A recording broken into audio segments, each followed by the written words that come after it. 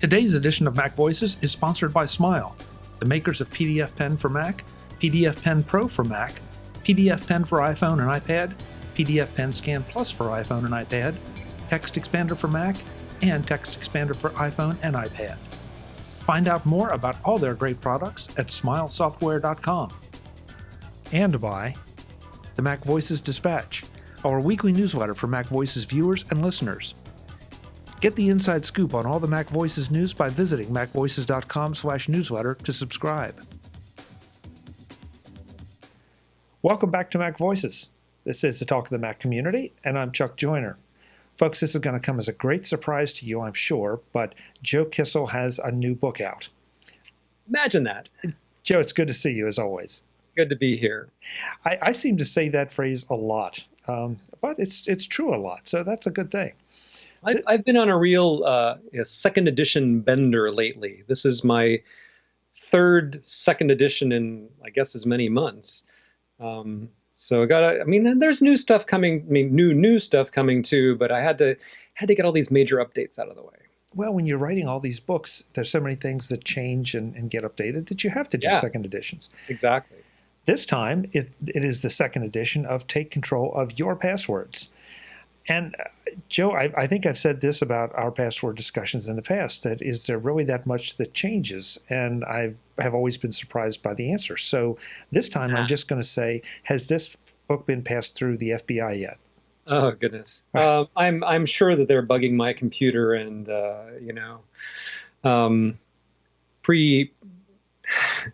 pre-reading everything I write. Yeah. So what's new with passwords? Well, let me start by saying I hope no one's surprised what's not new, which is that passwords still suck. So we just have to get that out of the way first. I'm not, this book is not announcing, as of 2016, passwords are great. They're so much fun. They no longer suck. Everybody figured it out. No, they still suck, and they're still going to suck for a long time. In fact, they suck in more and worse ways than they used to. This is one of those books, like, as has happened with like the Dropbox book and 1Password, I had this little list of things that, I really need to update the book to mention this and talk about that and clarify this other thing. And I start writing the book and I realize, oh, wow, actually, I'm going to need to add another appendix about this and another appendix about that. And I'm going to have to expand this from a paragraph to 8 pages. And so, all told, this book grew from 105-ish pages to 150-ish pages. And you could well ask, oh, come on, what is there really new to say about passwords? They do still suck. And the broad outlines of my advice are still pretty much the same. You're going to use a password manager. You must use a password manager. You're going to have to memorize a few passwords, and here's how to make those passwords good, and here's what to do in situations where you can't use a password manager, and so on. But there's a bunch of new stuff that I think is really important and interesting. And one of the things is that I talked about a little bit in the first edition of the book, and now I talk a lot about, and that is multi-factor authentication. So this is where you don't just have a username and a password to log into something. You have a username and a password and something else. That something else might be a code that's sent to your phone or generated with an app. It might be a fingerprint recognition or face recognition, or it might be a secure token that your bank has given you or something. There are many different ways to have another thing. But basically, this is a response to so many passwords are stolen, cracked, lost, whatever, guessed, that just counting on that to be secure enough is no longer smart. And so usually it's optional. Sometimes it's mandatory. Usually it's optional. If you have Dropbox, Twitter, an Apple ID, Facebook, Google account, Microsoft account, whatever, you can say, yeah, let's add on some extra security and make me jump through an extra hoop so that it's a little bit harder for me, but it's way, way, way harder for an attacker to break into my account. So I talk a lot about multi-factor authentication, how it works, the difference between two-step verification and two-factor authentication, which sound like they should be the same thing, but aren't really. And Apple really did us a favor. So Apple had this two-step verification system that they've had for quite some time, where you try to log into a thing and it says, okay, I'm going to either send you a code by SMS or use the Find My whatever app on your iPhone, iOS device to display this code, and then you enter that after your password. Apple also had a new system, a two-factor authentication system, which is easier to use and more secure, but it had only been in sort of limited distribution. As of the release of iOS 9.3 and OS 10 10.11.4 on, I think, March 21st, now Apple has opened this to everyone. As long as you have an iCloud account and at least one compatible device, you can use the new system. So that's fantastic. I turned it on for myself, and I documented the whole thing step by step in the book, which I could never do before because I wasn't one of the ones that had early access. And so that's just one example of many, but talking about the ways you can supplement passwords to get much greater security. Joe, a couple things that I've been paying attention to as password stories have gone across the web recently, and the first one is, okay, the first one's a simple one. Why do we just have one password? Why do we jump through all these hoops with the two-step verification, two-factor authentication? Why can't I just have password number one, hit the button, and then password number two? So you're literally talking about only having two passwords that you use on a bunch of different sites, or are you talking about No, I'm sorry. I should have been clearer. No, I'm talking about, let's just say I'm logging into my Amazon account, that I have password in. So my first password is 123, and my second password is, anchovies. Okay. So that I have to physically enter two passwords, and obviously they would be better than 123 and anchovies. Gotcha. I have now understood the question. My response to that is that having two passwords would not really be any more secure than having one password, or marginally, because they're going to be stored in the same place. So the same, the server that you're logging into, let's say it's Amazon.com, is going to have both of those passwords or hashes of both of those passwords so that it can verify that you are who you say you are. So if somebody breaks into Amazon's server and gets one of those passwords, they're going to get the other password. If they have the technology to figure out one, they can figure out the other. If we're not talking about a server someplace, we're talking about your iPhone in your pocket, or a piece of paper on your desk or whatever. Again, you're going to have to remember both of these passwords, and if somebody gets one, they're most likely going to get the other one too.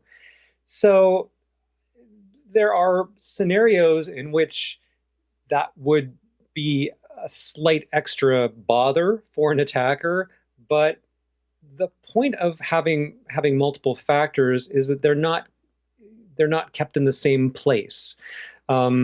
So these one-time passwords you get with two-step verification systems, they change every 30 seconds. So even if, say, well, I got one password on my phone and it gives me my password, it also gives me the second password.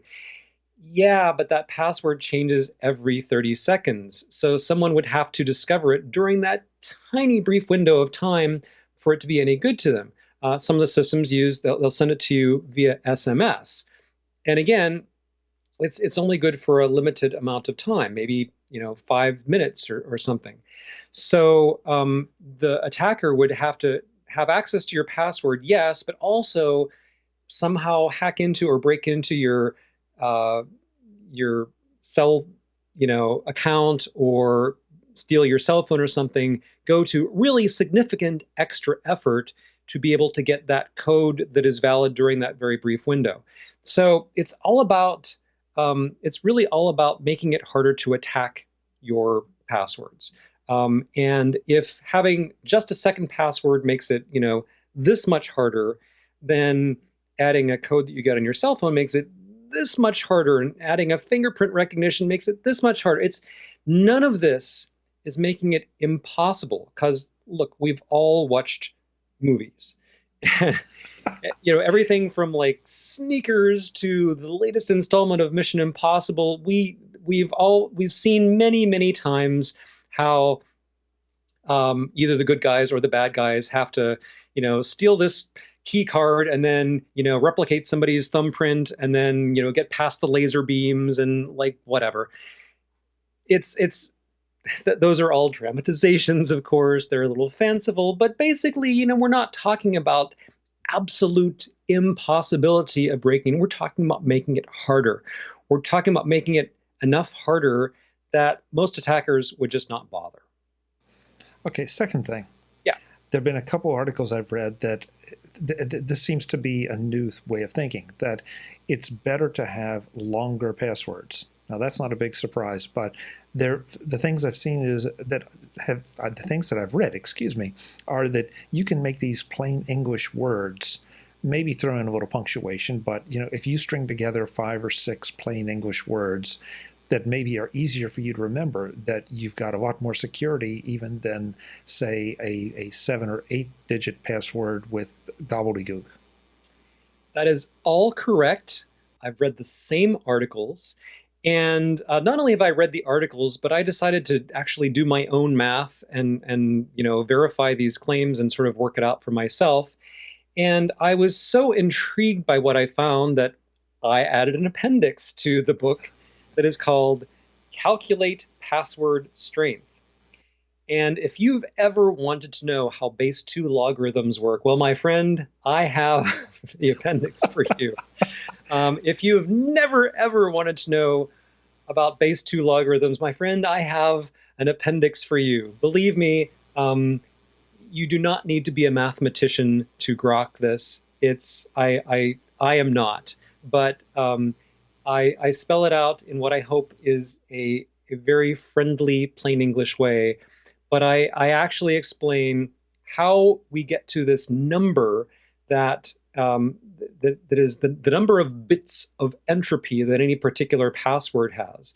And this is what, when you use a password strength meter, like you keep typing and the little green bar keeps growing, that's what it's measuring. It's measuring entropy. And you can actually do a mathematical calculation to figure out how strong a password is. So I explain in prose, situations in which, making a 5 or 6 word phrase is actually at least as secure, maybe more secure than, let's say, a 12 character random password. Of course, you're going to be doing more typing, but it might be easier to do that typing than having to find all the special characters and the punctuation and what have you. And it would certainly be easy to remember. There are some qualifications, some gotchas. You can't just come up with any 5 or 6 words on your own. They really have to be randomly selected. 1Password now has a feature that it'll select a series of words for you if that's the kind of password you want to make. You don't want to use 1Password. Hey, there's a technique where you get a pair of dice, or I guess even just 1 die, and a list of words, and you can make your own. And there are all kinds of password generators out there that will make those sorts of passwords for you. But one of the keys is they really do have to be randomly selected. So then I explain sort of the theory behind all this, and I explain how you can do the math to figure out how strong your password is. And oh, look, this 32 character password that is composed of all ordinary lowercase English words, astonishingly, mathematically, turns out to be so much more secure than, a 12 character random password. But asterisk and footnote. But now I'm going to explain to you why that's all completely wrong. And I noticed this thing. So the first edition of this book had a link to one of these online password strength meters, a really good one. It's actually made by Dropbox, but open sourced. And I was just rechecking some of my figures in this book, and I realized, wait a minute, this is giving me totally different answers as to their strength than it used to. And I realized, well, it's been updated. The code has been updated to be smarter now. The password checker is smarter in the same way that hackers are smarter and their tools are more powerful. For example, if you it's like the difference between I'm going to check all the words in the dictionary at time A, and I'm going to check all the words in all the world's dictionaries at time B. That's not an exact description of what has happened, but I'm just trying to illustrate that your assumptions as a person generating a password, or as a person checking on the password strength, or as a person trying to break into a password, your assumptions determine how strong it is. So if my assumption is that, well, he's going to check an English language dictionary, but he's not going to check a Swahili dictionary, so all I have to do is pick a Swahili word and I'm golden. Yeah, but they're going to add a Swahili dictionary. So in fact, the mathematical calculation of entropy only works if your password is randomly chosen. As you start adding any sort of pattern to it, whether it's a word in a dictionary or a pattern on a keyboard or what have you, the effective entropy gets lower and lower and lower. So I explain all that too. I explain, now this is technically the mathematical entropy, but all a hacker would need to know are these three quick tricks. And all of a sudden your effective entropy drops from 80 bits to like 5 bits or whatever. So I'm trying to help you not just blindly think about the math, but to think about this in the real world, the way real people think about it, and make smart decisions that will actually keep you safer. I'm betting that you use PDFs in one way or another on a pretty regular basis. At least every week, maybe every day, maybe even multiple times a day. That's why you need PDF Pen from Smile. With PDF Pen, you can do everything to PDFs that you want to do, that you need to do. Mark them up. Securely redact them so that the parts you don't want read can't be read. With PDF Pen Pro, you can take it a step farther.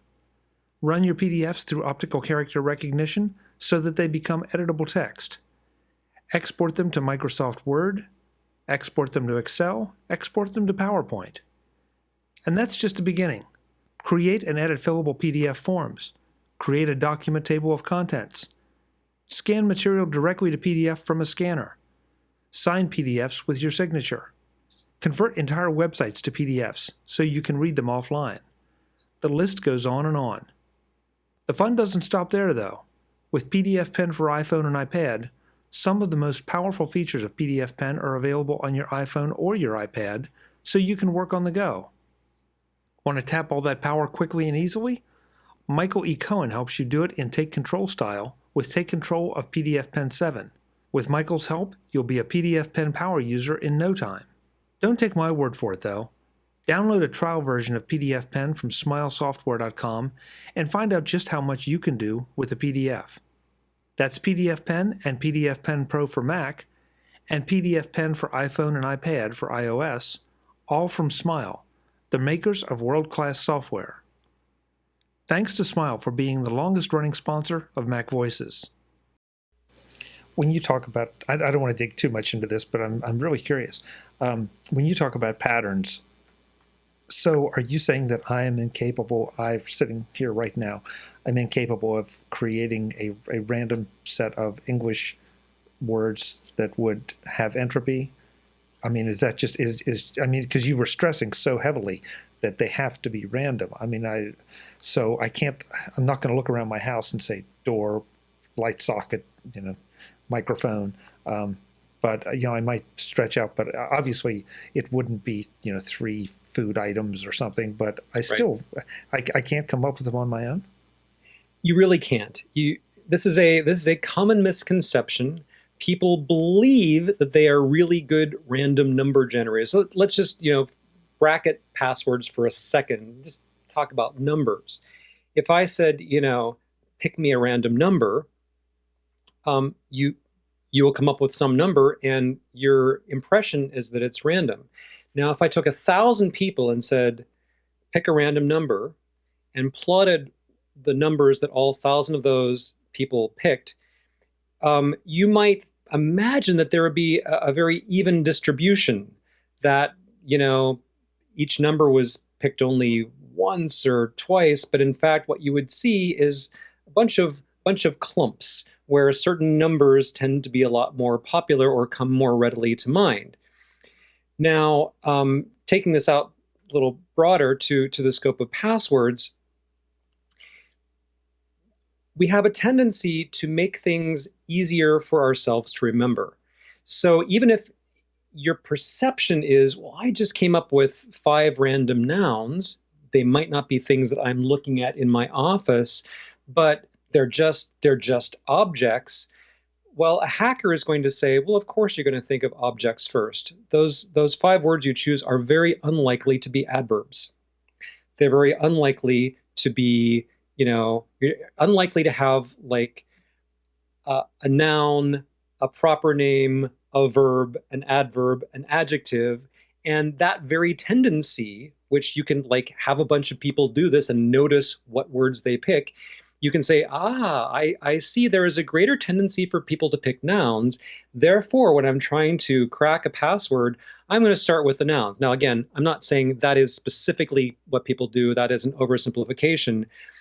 But one of the techniques that people often suggest is you're trying to make a password that's memorable, but it's random looking. So come up with a sentence like, I ate 3 roast beef sandwiches at Subway last week, and then you'd like take the first letter of each word and then slam those together, and there's your password. And you'd think, well, that has to be totally random. Oh, but it's not, because if you look at the distribution of English words that begin with certain letters, you will notice that some letters appear more frequently than others. You'll notice that certain pairs of letters appear very often together. For example, I did something. There are only certain kinds of words that are likely to appear after the word I. And you can. There are online tools that will let you examine massive corpuses of data to see how frequently certain words or certain initial letters appear next to certain other ones. And because this is just the way the brain works, we can't help ourselves, even if we really, really believe we're being random. Any sort of accidental, unconscious pattern can really be helpful to an attacker. So don't rely on your brain. Your brain is unreliable. You want to think it's reliable. We're going to talk about this when we get to my next book. You think your brain is reliable, but really, let a computer do the random generating for you, or dice, or a roulette wheel, or whatever. Everything you just said makes perfect sense, and obviously I hadn't thought about it that deeply, but just like you go to a dictionary and certain letters have a lot more words or a lot more pages to that particular first letter. It makes perfect sense. Yeah, and if I took a dictionary, if I said, okay, there's a dictionary on my shelf here, there it is right there, and I handed this to a bunch of people and I'd said, open to a random page. I mean, it would be interesting to do the test, but I'll bet you a lot of those people would sort of open kind of right to the middle. There would be certain areas of the dictionary that people would hardly ever open to. And it's human nature, and it's fine, but you just have to know how to work around this tendency. Very interesting. Very interesting. Joe, how about some of the new services we're seeing? I mean, in the last, if it wasn't your last visit, at least one of the most recent visits, we talked about your new book on, or your new addition to the Take Control of One Password book. And you and I both say, and we freely acknowledge that 1Password is our password manager of choice. But I'm seeing, it seems like some new entries in this area. And it makes me a little nervous because a lot of those entries are online entries. And it's like, is this a good idea? And this is not an advertisement for 1Password, folks. So that's not it. It's more about being cautious about where you keep your passwords, whether you keep them in LastPass, whether you keep them in Apple's keychain. But some of these Johnny-come-latelys, I mean, they may be doing some cool new things, but is that really a good idea? Well, I'm going to have to give you multiple answers to this question. So first, I will say that there are tons of password managers out there and more appearing all the time. So I have a chapter about choosing a password manager, and I had, I think, like, I forget how many examples I had before. But anyway, I added a whole bunch more. I added maybe half a dozen new password managers that you might consider. And I could have kept on going. I just had to say at some point, all right, that's enough examples. I'm only giving examples. Some of the new things are, I have to admit, really, really cool. So there's a thing called TrueKey, which is sort of done by a collaboration between Intel and McAfee. And, both, I have to say, rather, big and respected names in technology. You would expect these sorts of folks to get security right. And TrueKey is a password manager, and it does the usual things like, generate random passwords and fill them in and sync them across your devices and all that kind of stuff. But one of the things TrueKey can do is it says, oh, here's this list of all the different ways that I could authenticate you to log in and unlock your passwords. Like, there is a master password, yes. Does your device have a fingerprint scanner? Oh, you can use that. Does your device have a camera? I'll take a picture of your face and do facial recognition to log you in. And there are several other choices too. So it can literally be the case that I launch this app on my Mac. My username is already filled in, so I just click yes, that is still my username. And instead of typing my password, I just look at the camera for a second, the light blinks on, takes my picture, says, yep, that's Joe, and my passwords are unlocked. Now, I talk about, kind of pros and cons to these sorts of things, but that's new. You couldn't do that before. That's interesting, that's cool, and it is certainly more convenient even than typing a master password. I mean, I type my 1Password master password like, dozens of times a day. I have to admit, smiling at the camera is easier. I don't know for sure that someone with a life-size, high-res, picture of my face couldn't fake it out. Intel says, oh no, we have blah, blah, blah, blah, blah, security measures in place. I don't know. But it's interesting. The sort of subtext to your question, though, is not just whether the technology is new, not just whether there's another choice, but, it's one thing to say Agile Bits or their, what is now called Agile Bits has been around for 10 years. A company that has just appeared, hasn't been tested. We don't know about their story, their history, their security, their employees. Like, we don't know. And that's true. We don't know. All things being equal, I think there is some security to be had from, experience and longevity. That's not to say that somebody brand new on the scene might not get everything right, but until there has been some experience and people have actually seen what the security is like in real life, not really sure. On a slight tangent, another thing that I have added in the book is a discussion of quite a few new, well, not quite a few, a number of new objects that you can obtain, physical objects that aim to replace the experience of typing in passwords. So they're not really replacing passwords. They are more replacing the experience of typing them. So, for example, there are, I don't have one at hand here, but like little Bluetooth fobs that you can put on your keychain. And basically, you go through this process to authenticate and pair them. But once you've done that, then as long as you are standing, this close to your computer, your passwords are just unlocked and they fill in themselves automatically. You step over there and it says, I don't think he's close enough. I'm going to go ahead and lock these now. And these devices can not just unlock passwords on your computer. Some of them can like unlock the door to your house or your car or whatever, other things. They might be a great idea. They might be a kind of scary idea. There are pros and cons, but the point is just that people hate passwords. People are trying to come up with all new ways to avoid having to remember them and type them in while still staying as safe as we can. One of these new gadgets, not shipping yet, but it's in beta testing, requires both that you be near your computer with the device, and it's actually a wristband that measures your distinctive heart rate pattern. So it's not just like how many beats per minute. It's like the actual patterns, your EKG. So it's like a fingerprint. It's very distinctive. The band has to be on your wrist. It has to be your wrist, not somebody else's wrist, and you have to be close enough to the computer. All those things have to be true to be logged in. So I don't have one yet.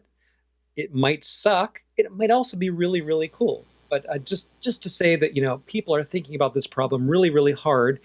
And I have tried to document as many of these different things in this book as I can. There's so much emphasis right now going on about encryption and security and all this. So I think the book is very, very timely. Hopefully these discussions are timely as well. Because at some point, we all do it. You sign up for a new service or whatever, and okay, I just need to put a password down quick and get this done, and I'll go back and change it later. And boy, of course that never happens. And then you're out there running around with an unsecure password. Might not be a big deal depending on what the service is, or it could be a very big deal. And so it's interesting to hear all these approaches, and you start to think, okay, does that mean that if I go to the swimming pool and I don't have my wristband on, well, can I not use my iPhone, or can't get to my passwords on my MacBook while I'm sitting sunning myself? Or you go crazy with it trying to figure it all out. Yeah. Well, I do make the point that the underlying system of usernames and passwords is an awful one. Like, it wasn't so bad 20 years ago if you only have to remember one or two passwords and you don't have these massive criminal organizations trying to attack you at every turn. It might have been okay then, but this whole concept just hasn't scaled well. And unfortunately, the big tech companies aren't taking it upon themselves to solve the problem at an institutional and a infrastructure level. It's up to individual users to figure it out. And I will help you do as much of that as I possibly can and do it as simply and as effectively as possible. But it's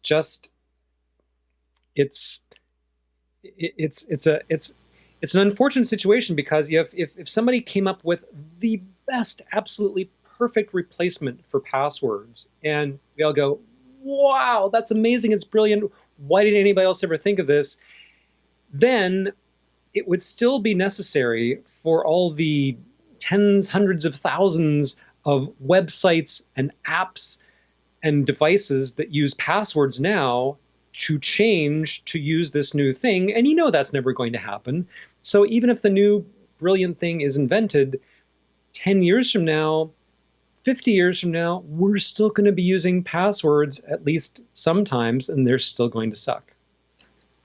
On that happy note, before we run too long, I want to make sure I just open it up to you. Are there any other particular parts of the book that are extra special, extra important that you want to point out before we get to the details? A very minor point, but along with all those updates, the iOS 9.3 and 10.11.4, there was a new Apple TV update. So, and this only gets like a sentence in the book, but it's really cool. Now you have your fourth generation Apple TV and your Siri remote. you get to a point where it asks you for a password. You can spell it out, hold down the microphone button, spell it out one character at a time. This is, G capital M, hyphen, whatever. You spell it out one character at a time. If you don't have a Bluetooth keyboard, if you don't have the Apple Remote app, you don't have anything, you can at least use your voice, and it's a million times better than that stupid on-screen keyboard that's just like, one long row. How could anybody think that's a good idea? But anyway, there's a better way now. All right, so let me just look over my list here. So I told you about the calculating password strength appendix. I go into like way more stuff about various kinds of two-factor authentication and two-step verification, and one-time passwords. So that's sort of a component of this, but the little codes that you get sent that expire in 30 seconds or whatever. All the biometrics, authenticator devices, talk in more detail about entropy, bunch of new password managers. And I even mentioned, I have like all these lists of features to look for as you are considering what password manager to get. Something that hadn't occurred to me, well, was irrelevant when the first edition was published, but now is relevant, is Apple Watch support. So if you have an Apple Watch, you might want to get a password manager that can show you passwords on your Apple Watch. So tons of new stuff in the book. I remember when that came out and people were saying, why would I want to see passwords on my watch? It's like, it's convenient. It's right there on your wrist. It's always with you. A lot to be said for it. Yep. Okay, there was something else I know what I was wanting to say in your comment about the Siri remote for the Apple TV now. Yeah. I've wondered about that, and so I'll ask you if it's a good idea. Should I send a wish list to Apple saying, one feature I'd really like in the next version of iOS is to be able to say, hey, device. I won't do it, so I won't trigger your devices, right, folks. But hey, you, password A, Z, capital X, Y, and let it unlock so that then I could follow it up with a subsequent command. Because right now, it's a small thing, but when I head for bed at night, which happens later and later every night, but when I do, my phone usually, I drop it in the dock, but I don't necessarily unlock it. And then I try to go through my nightly commands, and at least one of them says you must unlock your iPhone first. So it's not a big deal, but I think it'd be nice to have an option to be able to say your password. Am I looking for trouble? Probably. It is an interesting idea. There could be some privacy implications. Is your voice getting sent to Apple?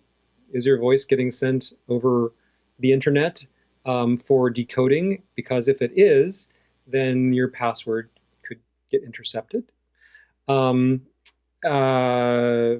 I don't know. I mean, I've used Siri to generate passwords. You can do that. You can ask Siri to make a random password for you. I'd have to mull that over. I'm not sure if it's a great idea or a terrible idea. Okay, well, that's all right. Third edition of the book we'll talk about. Yeah, well, yeah. As long as passwords are still around, I imagine I will still have things to say about them. Yeah. Let's do the specifics of the book. Yes. So, as I say, the book grew by almost 50 pages, and as a result, the price has grown as well. It used to be a $10 book, now it's a $15 book. But if you have the first edition, you can upgrade for the difference. So you can upgrade for $5, which I think is pretty sweet considering how much new stuff is in there. You may remember that the last couple of new editions, we charge more. We charge $7.50 for the upgrade. This time it's only $5. So you're welcome. And but if you're buying it's new, it's $15. And of course, Take Control offers bundles, buy 3 books and save 30% or whatever. I don't buy Take Control books, so I never remember what their deals are. But buy 3 or more and you save money. And I think you'll find it interesting, fascinating reading, and hopefully it also makes you just scared enough to take the measures you need to protect yourself. Joe, every time you come and we have these discussions, I always learn something, and I mean that sincerely. So I'm looking forward to learning even more from the book. And folks, this is one of those topics that is just so important, and if you don't believe it, go look at the past week's headlines or past month's headlines, and you'll realize just how important this is becoming. Joe, great to see you as always. We'll be back with whatever your next new book is, which should be in about half an hour. Yeah. Take care. All right. Thank you. Folks, I'm Chuck Joyner. This is Mac Voices. Again, Take Control of Your Password, second edition at takecontrolbooks.com. Go get it. This is important. You need it. Until the next time, and as always, thanks for watching.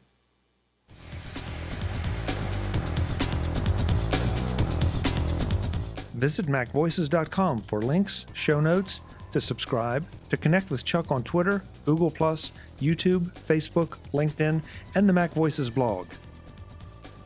Subscribe to our weekly newsletter, the Mac Voices Dispatch, to stay up to date on all the latest Mac Voices news from our front page or at macvoices.com/newsletter. Do more with your Apple tech by subscribing to the free Mac Voices magazine on Flipboard by visiting macvoices.com/magazine. Advertising and sponsorships handled by Backbeat Media at backbeatmedia.com. Bandwidth provided by CacheFly at cachefly.com.